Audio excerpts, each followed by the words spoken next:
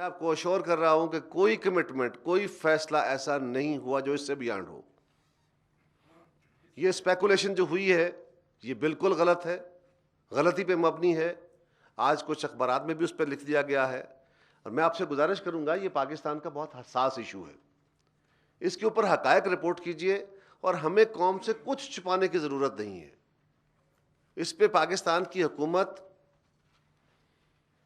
ہمیں تو بہت سارے تانے شانے دیے جاتے تھے، چلے اس کو چھوڑے، لیکن پاکستان کی حکومت، پاکستان کے عوام، پاکستان کا میڈیا، سب ایک یکجا ہیں ایک جگہ پہ.